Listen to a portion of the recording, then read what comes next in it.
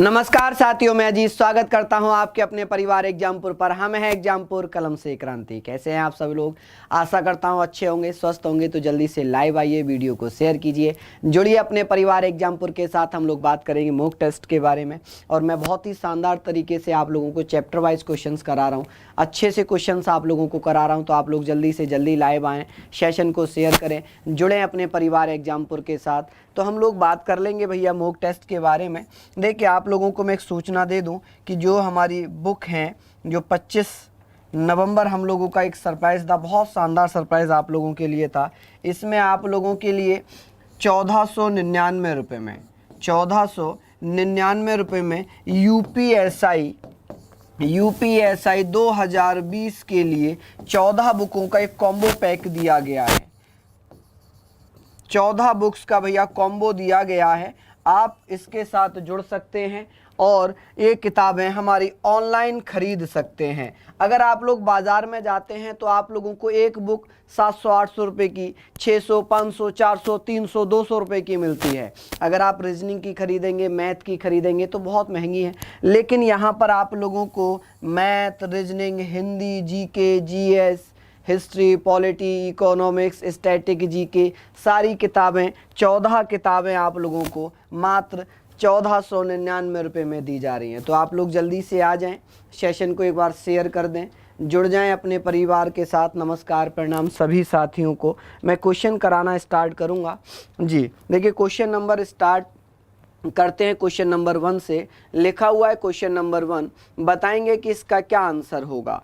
Question number 1 आप लोगों के स्क्रीन पर है। लिखा हुआ है कि कांची का विख्यात कैलाशनाथ मंदिर किसने बनवाया था। जल्दी जल्दी बता दीजिए इसका क्या आंसर होगा कि कांची का विख्यात कैलाशनाथ मंदिर किसने बनवाया था। नरसिंह वर्मन द्वितीय ने, नंदी वर्मन द्वितीय ने, कृष्ण प्रथम ने या कृष्ण द्वितीय ने। जल्दी से बताएंगे इसका क्या आंसर है।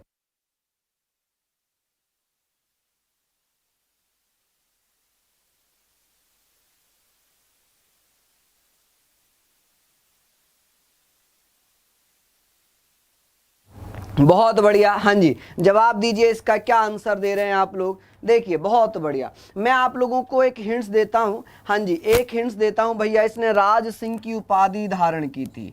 इस व्यक्ति ने जो उपाधि धारण की थी वो राज सिंह उपाधि धारण की थी। अब आप लोग समझ गए होंगे कि राज सिंह किसे कहा जाता था। तो राज सिंह नरसिंह वर्मन द्वितीय को कहा जाता था। किसको? नरसिंह वर्मन द्वितीय को कहा जाता था। इसका ए ऑप्शन हो जाएगा। सही आंसर आप लोग दे रहे हैं। हाँ जी, सही ऑप्शंस दे रहे हैं आप लोग। देखिए, मैं बात करूं यहाँ पर, हाँ जी, ये देखिए, राज सिंह इसकी जो शैली है, ये जो शैली है, ये कौन सी शैली पर आधारित थे मंदिर? ये कौन सी शैली पर आधारित है? तो हम कहेंगे सर, गुहा मंदिर का जो स्थान है, जो गुहा मंदिर का स्थान है, किसका? गुहा मंदिर का जो स्थान है, वो स्थान कौन सा है? तो हम कहेंगे वो पाषाण कालिक स्थान है। कौन सा भैया? पाषाण कालिक स्थान है। ठीक है, चलिए नेक्स्ट क्वेश्चन। सिंपल क्वेश्चन था। देखिए भैया, मैं आप लोगों के लिए बहुत अच्छे क्वेश्चन लेकर आता हूं। वो बात अलग है कि बहुत सारे मित्र हमारे गायब ही रहते हैं क्लास से। देखिए, शानदार क्वेश्चन से बताइए जल्दी से। नमस्कार सभी लोगों को, प्रणाम। जल्दी जल्दी बता देंगे इसका क्या आंसर है। क्वेश्चन नंबर 1 आप लोगों के स्क्रीन पर हट चुका है। क्वेश्चन नंबर 2 आ चुका है, बताएंगे। लिखा हुआ है कि रजत सिक्के जारी करने वाला प्रथम गुप्त शासक कौन था। रजत सिक्के, सिल्वर कॉइन्स किसके द्वारा स्टार्ट किए गए? चंद्रगुप्त प्रथम के द्वारा, समुद्रगुप्त के द्वारा, चंद्रगुप्त द्वितीय के द्वारा या कुमारगुप्त के द्वारा। जल्दी से बता दीजिए क्या इसका आंसर होगा। जल्दी जल्दी बताएंगे भैया इसका क्या आंसर रहेगा। बी जवाब दे रहे हैं। देखिए, अगर यहाँ पर रजत सिक्के की बात आए बच्चा, रजत सिक्के की बात आए तो आप बताएंगे चंद्रगुप्त प्रथम। क्या नाम बताएंगे? चंद्रगुप्त प्रथम के द्वारा रजत सिक्के चलाए गए थे। समुद्रगुप्त को क्या कहते हैं? समुद्रगुप्त को क्या कहते हैं? जल्दी से बता दीजिए। समुद्रगुप्त को भैया क्या कहते हैं? तो इसे भारत का नेपोलियन कहते हैं। क्या कहेंगे? भारत का नेपोलियन कहेंगे। क्या कहेंगे भैया? भारत का नेपोलियन कहेंगे। ठीक है, चंद्रगुप्त द्वितीय ने, जब भैया चंद्रगुप्त द्वितीय का एक भाई था जिसका नाम था रामगुप्त, जब रामगुप्त की बीवी पर आक्रमणकारियों ने कब्जा किया, यानी कि उसकी बीवी को उठाकर लेकर जा रहे थे, तब अपने भाई की बीवी को बचाया चंद्रगुप्त द्वितीय ने, और इसने अपनी एक उपाधि धारण कर ली। कौन सी उपाधि धारण की थी? तो इसने विक्रमादित्य की उपाधि धारण कर ली। किसकी? विक्रमादित्य की उपाधि धारण कर ली।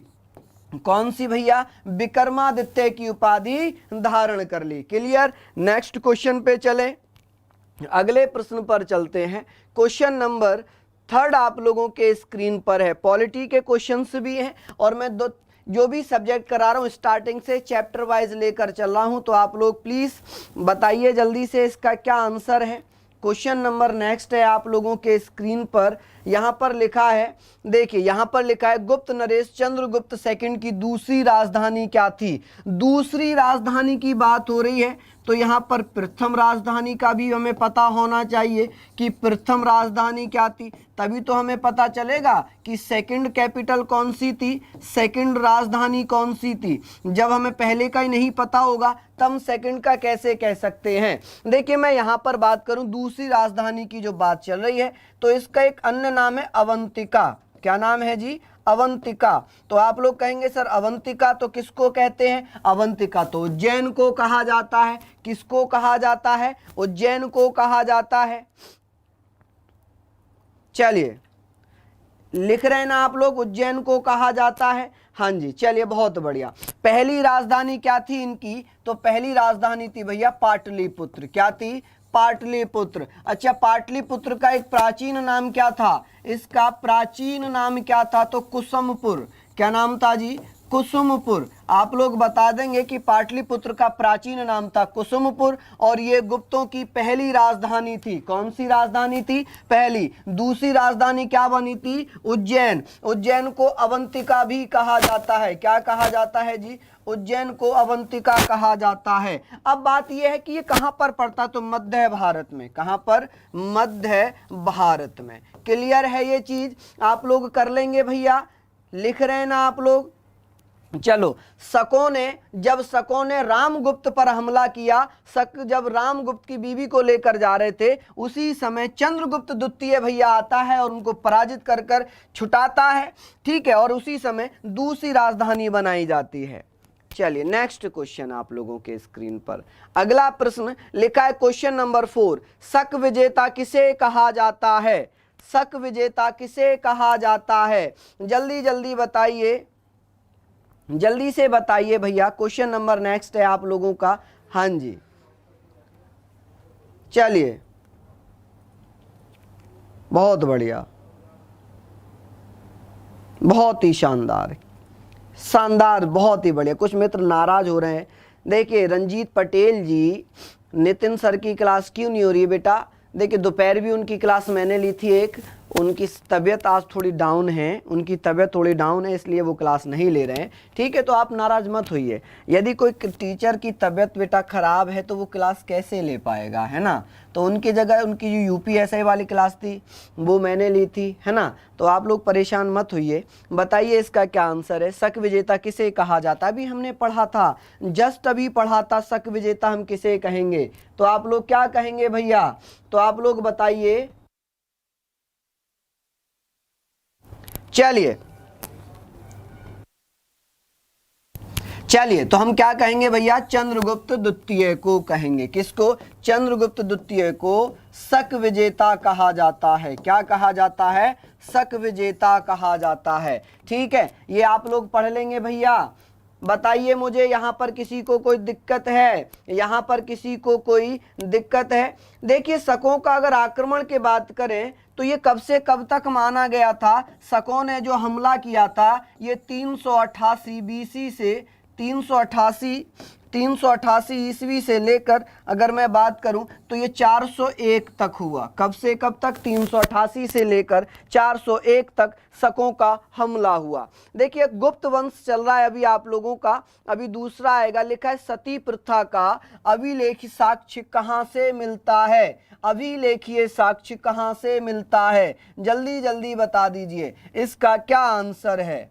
बताएंगे जल्दी से कि सती प्रथा का अभिलेखीय साक्ष्य कहां से मिलता है? भीतरी अभिलेख से, एरण अभिलेख से, एरण अभिलेख से, जूनागढ़ अभिलेख से या देवगढ़ अभिलेख से? जल्दी जल्दी बता दीजिए। हाँ जी जल्दी से बताइए भैया क्या इसका आंसर रहेगा।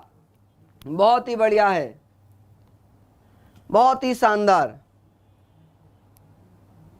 चलिए बताइए भैया। तो आप लोग कहेंगे सर सती प्रथा, अगर मैं सती प्रथा की बात करूं, प्राचीन भारत की यहां पर बात हो रही है, प्राचीन भारत की यहां पर बात हो रही है, तो आप लोग बताएंगे सर प्राचीन भारत में सती प्रथा का जो साक्ष्य मिलता है वो एरण अभिलेख से मिलता है। कहां से? एरण अभिलेख से। अब एरण अभिलेख की जो रचना है ये किसके समय में हुई? तो आप लोग बताएंगे भानुगुप्त के समय में। किसके समय में? भानुगुप्त के समय में। अब भानुगुप्त के एक मित्र थे गोराज, क्या नाम था जी उनका? तो आप लोग बताएंगे जो भानुगुप्त शासक था, क्या नाम था भैया? भानुगुप्त शासक था, इसका एक मित्र था, क्या नाम था जी उनका? गोपराज। क्या नाम था? गोपराज। जब गोपराज की मृत्यु हो गई तो उनकी पत्नी ने अपने आप को सती कर लिया। इनके एक मित्र थे, मैंने अभी लिखा तो था मित्र, ठीक है जी, मित्र, जिसका नाम है गोपराज। क्या नाम है बेटा? गोपराज। और गोपराज की जब मृत्यु हुई, इनकी मृत्यु के बाद इनकी जो पत्नी थी, कौन थी भैया? जो पत्नी थी, इन पत्नी ने क्या कर लिया? इनकी पत्नी ने अपने आप को सती कर लिया, यानी कि ये अपनी पति की चिता के साथ सती हो जाती हैं, अपने आप को भस्म कर लेती हैं। तो इन्हीं का जिक्र, सती प्रथा का जो जिक्र है वो एरण अभिलेख में मिला है, और ये एरण अभिलेख भानुगुप्त का है। किसका है बेटा? भानुगुप्त का। तो आप लोग क्या बताएंगे? हाँ जी भानुगुप्त, सही जवाब, एकदम सही जवाब। अब बात करें मॉडर्न की, बात की जाए मॉडर्न के बारे में कि आधुनिक इतिहास के बारे में सती प्रथा का क्या प्रावधान है। तो देखिए यहां पर आंसर तो इसका ये हो जाता है। अब मैं आधुनिक भारत की बात करता हूं। किसकी? आधुनिक भारत की मैं बात करूं तो आप लोग कहेंगे सर 1829 में सती प्रथा पर प्रतिबंध लगाया था। सती प्रथा पर प्रतिबंध लगाया था राजा राम मोहन राय के सहयोग से। किसके सहयोग से? राजा राम मोहन राय के सहयोग से। किसने? बेंटिक ने। किसने भैया? विलियम बेंटिक ने। तो आप लोग कहेंगे 1829 में इसको समाप्त कर दिया गया। चलिए नेक्स्ट क्वेश्चन पे चलते हैं। क्वेश्चन नंबर 6 है आप लोगों के स्क्रीन पर, लिखा है शक एवं गुप्त संवतों के बीच लगभग कितना अंतर है? शक संवत की अगर मैं बात करूं, शक संवत किसने चलाया? तो सबसे पहली बात है कि शक संवत 78 ईस्वी को कहते हैं। और 78 ईस्वी में कौन बैठा था? कनिष्क बैठा था। कौन बैठा था भैया? कनिष्क गद्दी पर बैठा था। उसके बाद मैं बात करूं गुप्त संवत की। गुप्त संवत आप लोग बताएंगे गुप्त संवत 319 में चंद्रगुप्त प्रथम अपनी गद्दी पर बैठा था। अगर अंतर की बात की जाए तो 319 माइनस 78, अंतर तो ऐसे ही निकाला जाता है ना भैया।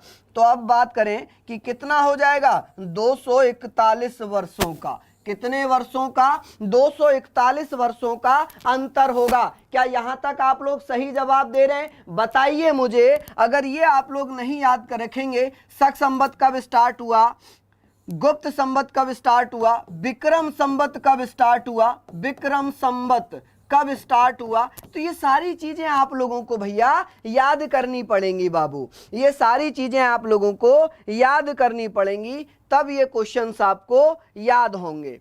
चलिए नेक्स्ट क्वेश्चन है, अगला प्रश्न है। देखिए बहुत ही अच्छा क्वेश्चन है, लिखा है, बहुत बढ़िया क्वेश्चन है। लिखा हुआ है कि हर्ष के काल में खेतों की सिंचाई घंटी यंत्र के घड़ों द्वारा होती थी। यह निम्नांकित की रचना से ज्ञात होता है। देखिए एक जल पंप हुआ करते थे, क्या हुआ करते थे? जल पंप हुआ करते थे, और ये किस प्रकार के हुआ करते थे?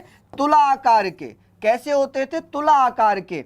तो भैया इनकी सिंचाई होती थी, खेतों में पानी लगाया जाता था, इरिगेशन किया जाता था, जिसके द्वारा वर्णन किसके द्वारा किया गया है? वर्णन की मैं बात करूं, वर्णन किसने किया? क्या भैया वर्णन किसने किया है इस बात का? जल्दी से बताएंगे। हुएनसांग ने, वाण ने, या सुबंधु ने, या डंडिन ने? तो आप लोग कहेंगे जल पंप का जो घड़ी यंत्र, घटी यंत्र है, घड़ों द्वारा पानी, तो हम लोग कहेंगे भैया बाण के द्वारा। किसके द्वारा? बाण के द्वारा। बेटा ए ऑप्शन नहीं होगा इसका, ए ऑप्शन नहीं होगा भैया, इसका बाण होगा। क्लियर है? तुला यंत्र कहा जाता था इसको। क्या कहा जाता था? तुला यंत्र। ठीक है, क्या कहते थे इसको? तुला यंत्र या सिंचाई घटी यंत्र कहते थे, जिसमें होता ना पानी भर के आता था उसमें, जैसे कि दो घड़े लगे रहते थे, पानी भर के आता था उन घड़ों में, वो पलट जाता था, फिर वो ऐसे राउंड चलता रहता था और बैल उसको घुमाते रहते थे। क्लियर? तो ये समझ जाएंगे आप लोग, उम्मीद है आप लोग समझ गए होंगे। नेक्स्ट क्वेश्चन पे चलेंगे, अगले प्रश्न पर चलेंगे। नेक्स्ट क्वेश्चन है, बताइए जल्दी से कि निम्नलिखित शासकों में से किस एक ने 4 अश्वमेध यज्ञों का समापन किया था? संपादन। देखिए चार किसने किए, 2 किसने किए और 1 किसने किया? हमेशा ये क्वेश्चन पूछे जाते हैं 2 और 1 का, और आज हमने पूछ लिया 4 अश्वमेध यज्ञ किसने किए थे? 4 अश्वमेध यज्ञ किसके द्वारा किए गए? जल्दी से बताइए। बहुत ही बढ़िया, शानदार बच्चा। तो आप लोग क्या जवाब दे देंगे इसका? जल्दी से बता दीजिए, जल्दी से बताइए कि निम्नलिखित शासकों में से किस एक ने 4 अश्वमेध यज्ञों का संपादन किया था? तो पुष्यमित्र शुंग ने, प्रवरसर सेन प्रथम ने, समुद्रगुप्त ने, या चंद्रगुप्त द्वितीय ने? इन्होंने एक भी नहीं किया। समुद्रगुप्त ने 1 किया था, प्रवरसर ने 4 किए, पुष्यमित्र ने 2 किए। तो हम इसका आंसर क्या रखेंगे? प्रवरसर सेन प्रथम के द्वारा 4 अश्वमेध यज्ञ का वर्णन मिलता है। क्लियर है भैया? समझ गए आप लोग? अब बात करें कि ये किस वंश का था, इसका वंश क्या था? ये तो नाम पहली बार ही पढ़ा है लगभग, है ना? ऐसा महसूस कर रहे होंगे कि ये नाम तो पहली बार सुना है, 4 अश्वमेध।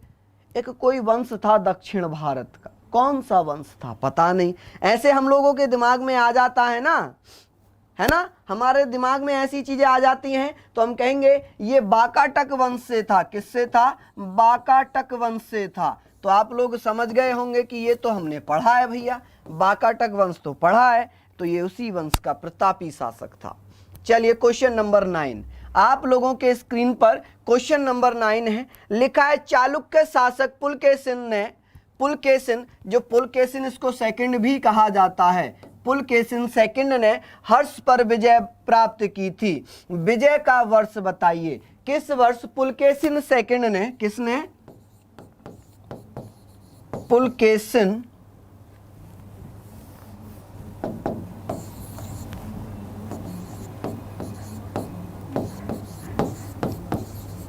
पुलकेशिन सेकंड, अगर मैं यहां पर बात करूं तो इसने भैया कब? 612 में, 612 में किसको पराजित किया था? हर्षवर्धन को पराजित किया था। किसको? हर्षवर्धन को पराजित किया था। और ये चालुक्य वंश का सबसे प्रतापी राजा था, चालुक्य वंश का प्रतापी राजा था। तो आप लोग क्या जवाब देंगे कि सर इसका आंसर तो ए हो जाएगा। क्या इसका आंसर हो जाएगा बेटा? ए इसका आंसर रहेगा। 18 नहीं, देखिए तुक्के मत मारिए, आप लोग तुक्के मारते हैं बहुत ज्यादा, गलत बात है बेटा, आप लोग तुक्के बहुत मारते हैं।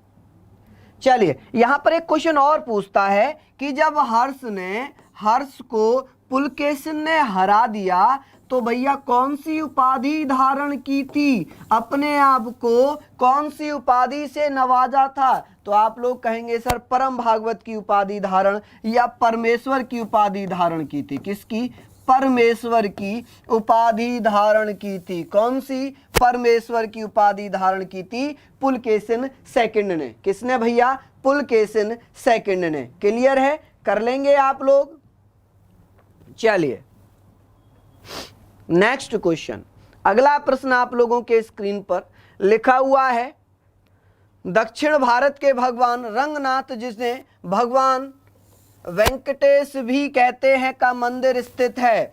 वेंकटेश भी कहते हैं, इनका मंदिर कहां पर होगा? ये अच्छे क्वेश्चन हैं, बढ़िया क्वेश्चन है। बताइए इसका क्या आंसर होगा, जल्दी से बताइए और सेशन को शेयर कर दीजिए। एक बार सेशन को शेयर कर दीजिए। परमेश्वर की उपाधि धारण की थी।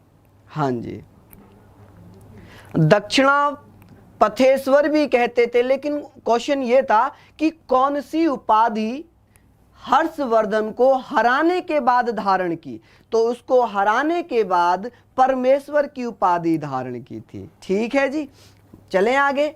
चलिए बताइए जल्दी से, जल्दी जल्दी बताइए। देखिए दक्षिण भारत का पूछा है, और दक्षिण भारत में जो सागर तल होता है, जो समुद्र तल है, समुद्र तल से लगभग 3200 फीट ऊपर बना है। ठीक है, ऊंचा है। कौन सा है? तो वो तिरुमल्ला पहाड़ी पर बना हुआ है। कहां पर?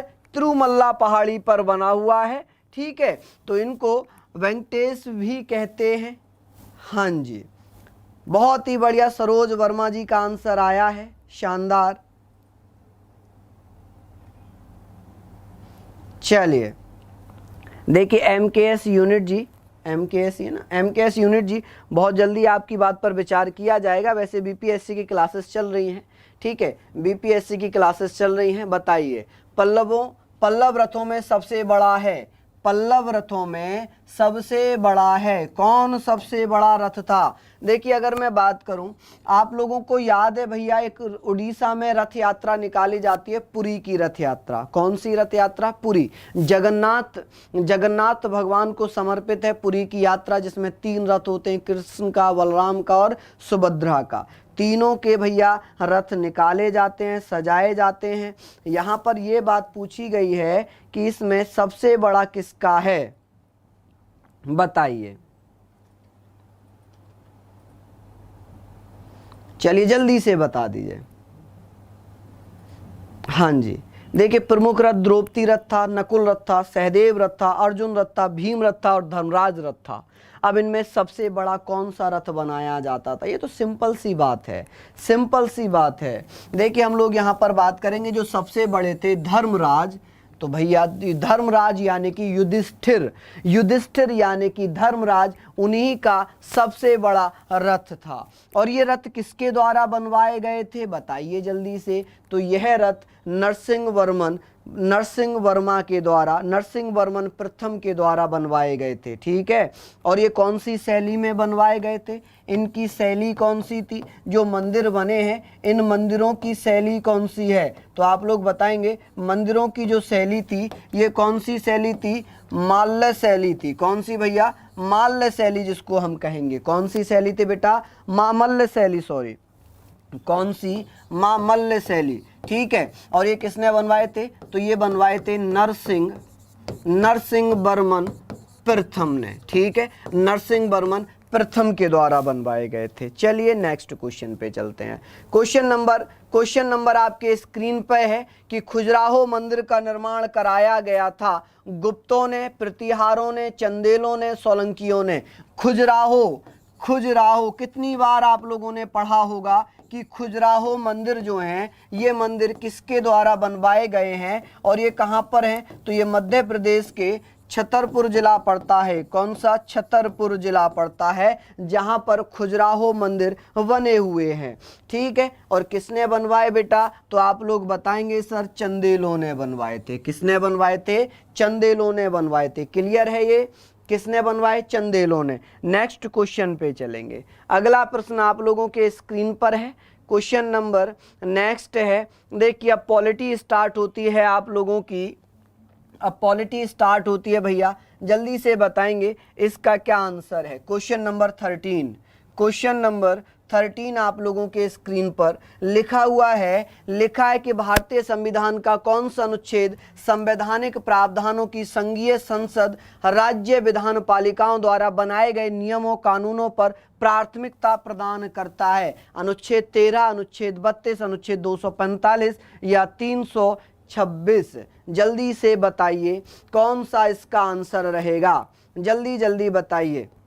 देखिए, अगर बात करें संघ एवं राज्यों के मध्य, संघ एवं राज्यों के मध्य जो विधायी संबंध होंगे, राज्यों के मध्य जो विधायी संबंध होंगे, ये विधायी संबंध जो बनेंगे, ये हम अनुच्छेद 245 से 255 तक इसका वर्णन है। तो आर्टिकल यही लिखा गया है कि विधान पालिका हो, संवैधानिक प्रावधानों की संघीय तथा राज्यों के मध्य अगर कुछ हो तो इसका अनुच्छेद 245। अगर बात आएगी 13 की, तो भैया 13 जो है ये विधि शब्द को उल्लेखित करता है। किसको? विधि शब्द को उल्लेखित करता है। और ये कहता है कि राज्य द्वारा ऐसा कोई विधि, ऐसा कोई कानून नहीं बनाया जाएगा जो मूल अधिकारों का उल्लंघन करता हो। क्या करता हो? मूल अधिकारों का उल्लंघन करता हो। इससे संबंधित 1951 में एक केस आया था, शंकरी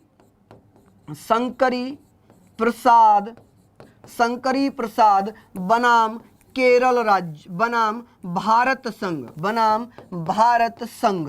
ये भैया 1951 का एक मामला था। इसमें क्या किया गया, जब पहला संविधान संशोधन 1951 किया गया, जिसमें भूमि अधिग्रहण के संबंधित अनुसूची 9 जोड़ी गई, तो शंकरी प्रसाद बनाम भारत संघ में केस डाला इन्होंने सुप्रीम कोर्ट में। इन्होंने कहा कि सुप्रीम कोर्ट में जो याचिकाकर्ता थे, उन्होंने कहा कि भूमि अधिग्रहण जिस पर सरकार के द्वारा कब्जा किया जा रहा है, जो हमारी जमीन है सरकार के द्वारा कब्जा किया जा रहा है, वो हमारे अनुच्छेद 13 का उल्लंघन है। अनुच्छेद 13 कहता है कि किसी भी स्थिति में मूल अधिकारों का उल्लंघन नहीं होगा, क्योंकि संपत्ति का अधिकार उसमें मूल अधिकार था। अब यहां पर सुप्रीम कोर्ट ने क्या कहा? सुप्रीम कोर्ट ने यहां पर क्या कहा? देखिए भैया, इन्होंने क्या कहा तो आप बताएंगे, विधि है, ठीक है, सामान्य विधि इसके अंतर्गत आएगी। अनुच्छेद 32 के तहत सुप्रीम कोर्ट के द्वारा रिट जारी की जाती हैं। क्या जारी की जाती हैं? रिट्स जारी की जाती हैं। तो आप लोग बताएंगे रिट्स, 5 प्रकार की रिट अनुच्छेद 226 में कहा गया है कि जो वयस्क है एडल्ट है। क्या है भैया? जो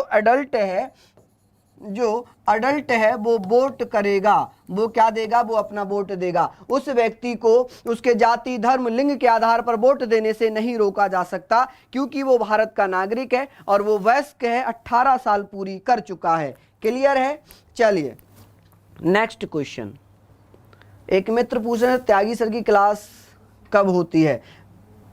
शिवदुष्ट प्रजापति जी, बेटा उनकी क्लास अभी तो नहीं हो रही, अभी तो फिलहाल यही क्लास चल रही है, आप यही ज्वाइन कर लीजिए, ठीक है। चलिए नेक्स्ट क्वेश्चन पे चलेंगे। अगला प्रश्न आप लोगों के स्क्रीन पर है, क्वेश्चन नंबर 14। क्या कहता है? लिखा है भारतीय संविधान के किस अनुच्छेद में राज्य की राजभाषा या राजभाषा अपनाने की प्रक्रिया का प्रावधान है? कौन सा? देखिए हम लोगों ने पढ़ा था अनुच्छेद 343 में। अनुच्छेद 343 से लेकर हमने क्या पढ़ा? अनुच्छेद 343 कहता है कि भारत की राजभाषा हिंदी है और लिपि देवनागरी है। क्या है? हिंदी देवनागरी है। कमल राठौर जी भैया वो यहाँ पर नहीं है, वो आगरा हैं, ठीक है, इसलिए उनकी क्लासेस अभी नहीं चल रही हैं, यहाँ पर बात हो रही है भारत की राजभाषा। भारत की राजभाषा कौन सी है? तो आप लोग बताएंगे सर हिंदी है। और लिपि कौन सी है? तो आप लोग बताएंगे सर देवनागरी है। कौन सी है? देवनागरी। लेकिन क्वेश्चन पूछ रहा है भाषा अपनाने का, तो अनुच्छेद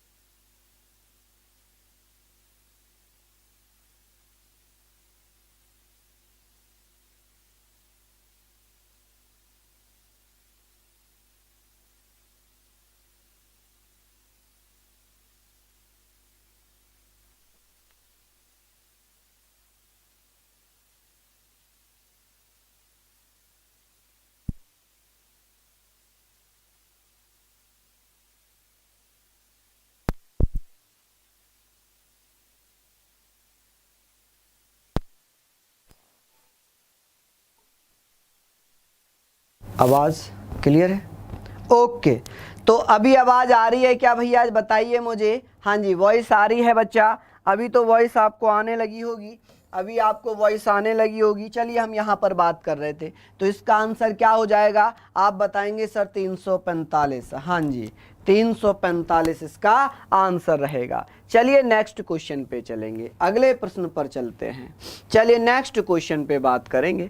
नेक्स्ट क्वेश्चन है, लिखा हुआ है कि भारत के संविधान की 7वीं अनुसूची की संघ सूची में निम्नलिखित में से कौन सा एक विषय सम्मिलित है। देखिए, शक्ति का विभाजन, शक्ति का विभाजन की बात की जाए, किसकी, शक्ति के विभाजन की बात अगर की जाएगी तो शक्ति का विभाजन अनुसूची 7 में किया गया है। किसमें, अनुसूची 7 में किया गया है। किसमें, अनुसूची 7 में शक्ति का विभाजन 3 सूची बनाकर किया गया है। एक तो संघ यानी कि यूनियन लिस्ट, इसे क्या कहते हैं हम, यूनियन लिस्ट संघ सूची, या भैया एक है हमारी राज्य सूची जिसे हम स्टेट लिस्ट कहते हैं। क्या कहते हैं, स्टेट लिस्ट कहते हैं। एक है भैया समवर्ती सूची, कौन सी, समवर्ती सूची जिसे हम कॉनकरेंट लिस्ट बोलते हैं। क्या बोलते हैं जी, कॉनकरेंट लिस्ट बोलते हैं। अगर मैं बात करूं, इसमें जो मूल सब्जेक्ट थे वो 97 थे, वर्तमान में 100 हैं। कितने हैं जी,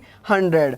राज्य सूची की मैं बात करूं तो पहले 66 थे, अब 61 + 1 यानी कि 62 हो गए। कॉनकरेंट की बात करूं तो पहले 47 थे, अब भैया वर्तमान में कितने हो गए, 52।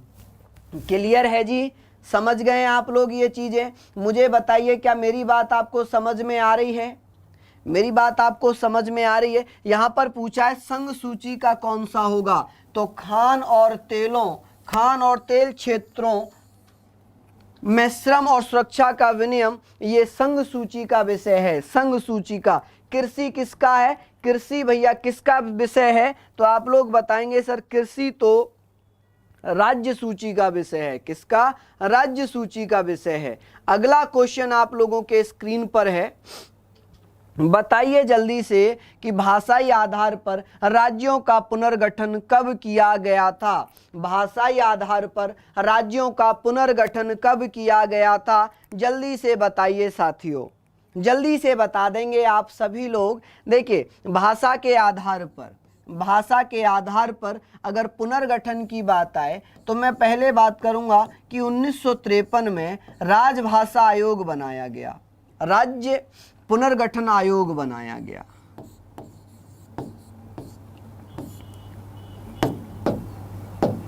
पुनर्गठन आयोग बनाया जाता है, किसके अध्यक्ष में, डॉक्टर फजल अली। कौन भैया, डॉक्टर फजल अली। ठीक है जी, डॉक्टर फजल अली के नेतृत्व में अध्यक्ष थे ये। कौन थे ये, अध्यक्ष बनाए गए। 2 अन्य सदस्य थे, 2 और सदस्य थे, कुल मिलाकर इसमें 3 लोग थे। कितने थे, 3। अब इसमें भैया इसी के आधार पर एक अधिनियम बनाया गया, राज्य पुनर्गठन अधिनियम। राज्य पुनर्गठन अधिनियम, राज्य पुनर्गठन अधिनियम 1956। ठीक है, एक अधिनियम भी पारित किया गया। इस आयोग ने अपनी रिपोर्ट 1955 में पेश की, जिसके आधार पर राज्य पुनर्गठन अधिनियम 1956 पारित हुआ और इसी के आधार पर राज्यों का पुनर्गठन किया गया। 1953 में भाषा के आधार पर बनने वाला पहला राज्य था आंध्र प्रदेश। कौन था जी, आंध्र प्रदेश था। कौन था भैया, आंध्र प्रदेश था। क्लियर, ये चीज आप लोग कर लेंगे। हाँ जी, बहुत बढ़िया। अच्छा, आंध्र प्रदेश क्यों बना था, तो हम कहेंगे कि सर आंध्र प्रदेश इसलिए बना था क्योंकि आंध्र प्रदेश में एक व्यक्ति थे जिनका नाम था रामुलु श्री पोटटी श्री रामुलु। क्या नाम था जी उनका, पोटटी श्री रामुलु। ठीक है जी। जब इन्होंने 56 दिन तक भूख हड़ताल रखी और 57वें दिन इनकी मृत्यु हो गई। 57वें दिन इनकी भूखे पेट मृत्यु हो गई, क्योंकि ये मद्रास से तेलुगु भाषा के आधार पर एक नया राज्य बनवाना चाहते थे, आंध्र प्रदेश। इसीलिए पंडित जवाहरलाल सरकार ने 57वें दिन जब इनकी मृत्यु हुई तो 1953 में ही क्या करा भैया, राज्य पुनर्गठन आयोग बना दिया और पहला राज्य आंध्र प्रदेश बनाया। इसने अपनी इस रिपोर्ट 1955 में दी और इसी की रिपोर्ट पर 1956 में राज्य पुनर्गठन अधिनियम पारित किया गया और नए राज्यों का गठन किया गया। इस अधिनियम पारित होने से 14 राज्य थे, 6 केंद्र शासित राज्य थे। कितने? 14 राज्य थे, 6 केंद्र शासित राज्य थे। चलिए, लिखा हुआ है, बहुत ही अच्छा प्रश्न है, बताइए जल्दी से इसका क्या आंसर होगा। जल्दी जल्दी बता देंगे बेटा इसका क्या आंसर होगा। बहुत ही बढ़िया, क्या इसका आंसर है? देखिए लिखा हुआ है, बंबई प्रांत को गुजरात एवं महाराष्ट्र में विभाजित किया गया। देखिए बंबई जो बंबई प्रांत था बेटा, ये बहुत बड़ा प्रांत था बंबई।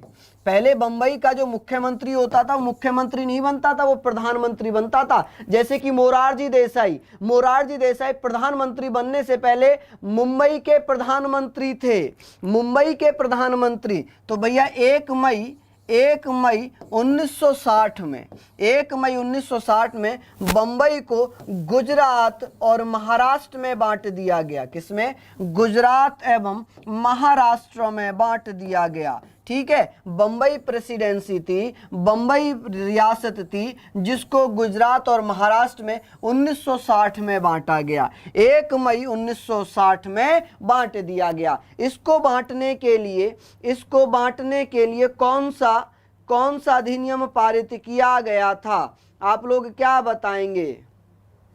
बताइए जल्दी से, चलिए बताइए जल्दी से, कौन सा अधिनियम पारित किया गया? भैया सिंपल सी बात है, बंबई पुनर्गठन अधिनियम, बंबई पुनर्गठन अधिनियम 1960। इसी के द्वारा तो गुजरात बना और महाराष्ट्र बना 1 मई 1960 में। बेटा थोड़ा सा हमें ध्यान लगाना है, चलिए नेक्स्ट क्वेश्चन पे चलेंगे, क्वेश्चन नंबर 19 पे चलेंगे। क्वेश्चन नंबर 19 है, बताइए, लिखा है कि भारतीय संविधान का कौन सा अनुच्छेद अपनी पसंद के व्यक्ति से विवाह करने के लिए किसी व्यक्ति के अधिकार को संरक्षण देता है? अपनी पसंद के विवाह। उत्तर प्रदेश ने भैया अभी हाल फिलहाल में कल लव जिहाद बिल पास किया है। तो भैया यहां पर आप सचेत रहने की आवश्यकता है। बताइए इसका क्या आंसर है। चलिए, लिखा है अनुच्छेद 19 में, अनुच्छेद 21 में, अनुच्छेद 25 में, अनुच्छेद 29 में। जल्दी जल्दी बताइए। देखिए 19 क्या है भैया? बोलने की एवं अभिव्यक्ति की स्वतंत्रता है। क्या है? बोलने की एवं अभिव्यक्ति की स्वतंत्रता है। किसकी? अभिव्यक्ति की स्वतंत्रता है। इसमें 6 प्रकार की स्वतंत्रताओं का जिक्र है। सबसे ज्यादा पूछा जाता है प्रेस की स्वतंत्रता। प्रेस, ये प्रेम नहीं है, प्रेस है। ठीक है बेटा, कभी आप प्रेम समझ जाओ तो प्रेम मत समझो अभी। प्रेस यानी कि प्रेस की स्वतंत्रता 19(1) का में है। किसमें? 19(1) का। अनुच्छेद 21 में क्या है? प्राण एवं दैहिक स्वतंत्रता है। प्राण एवं दैहिक स्वतंत्रता कौन सी? प्राण एवं दैहिक स्वतंत्रता है बच्चा, ध्यान से पढ़िएगा आप लोग। इसी में क्या है? तो इसी में भैया क्या है? विवाह, अपनी मर्जी से विवाह करने का अधिकार इसी में दिया गया है। विदेश जाने की स्वतंत्रता भी प्राण एवं दैहिक स्वतंत्रता में आती है। विदेश जाने की स्वतंत्रता भी इसी में आती है। ठीक है, गरिमापूर्ण जीवन जीने का अधिकार भी, गरिमापूर्ण जीवन जीने का अधिकार भी इसी में आता है। अनुच्छेद 25 में क्या है? धर्म की स्वतंत्रता है। किसकी भैया? धर्म की स्वतंत्रता। अनुच्छेद 29 में क्या है? कि अल्पसंख्यक, जो अल्पसंख्यक होंगे वो अपनी संस्कृति, अपनी भाषा से संबंधित प्रावधान अनुच्छेद 29 में दिए गए हैं। क्लियर है? बताइए भैया। हाँ जी, तो आप लोग इसका क्या आंसर दे रहे हैं? बी इसका सही जवाब होगा, बी इसका सही जवाब होगा। चलिए अगले प्रश्न पर चलेंगे। क्वेश्चन नंबर 20 है। क्वेश्चन नंबर 20 लिखा है, भारतीय संविधान में नौकरियों का समान अवसर प्रदान किया जाता है। किसमें समान अवसर प्रदान किया जाता है? जल्दी से बताइए। हाँ जी बताइए भैया, क्या इसका आंसर रहेगा? चलिए बहुत बढ़िया, शानदार। हाँ जी, देखिए कल्पना शुक्ला जी कह रही हैं कि अनुच्छेद 20 और 21 आपातकाल में भी नहीं छीने जा सकते, एकदम सही कह रहे हैं। देखिए आप लोग बताइए कौन से अनुच्छेद के तहत, एक अनुच्छेद में यहाँ पर लिख रहा हूँ, अनुच्छेद 358 और 359, अनुच्छेद 358 और 359। जब आपातकाल लगता है तो इसके तहत अनुच्छेद 19 अपने आप समाप्त हो जाता है, ये तो स्वयं समाप्त हो जाता है, ठीक है। और इसी के तहत जब आपातकाल लगता है, ये आपातकाल की स्थितियां बता रहा हूं मैं, आपातकाल की बात कर रहा हूं, तो यहाँ पर 20 और 21 इनको नहीं छीना जाता, इनको छोड़कर बाकी सभी मौलिक अधिकार समाप्त हो जाते हैं, स्थगित कर दिए जाते हैं। चलिए यहां पर बताइए, यहां पर क्या लिखा है? लिखा है कि आर्टिकल 18, आर्टिकल 19, आर्टिकल 14, अनुच्छेद 16। अनुच्छेद 18 में क्या है? उपाधियों का अंत है। किसका अंत है? उपाधियों का अंत है। अब आप लोग बताएंगे कि उपाधियों का अंत का मतलब क्या हुआ? कि ऐसी उपाधियां जो शिक्षा और सेना से छोड़कर अन्य उपाधियां हो, उनको नहीं ग्रहण किया जाएगा, उस पर प्रतिबंध लगा दिया गया है। केवल शिक्षा और आर्मी से जुड़ी हुई उपाधियों को धारण किया जा सकता है,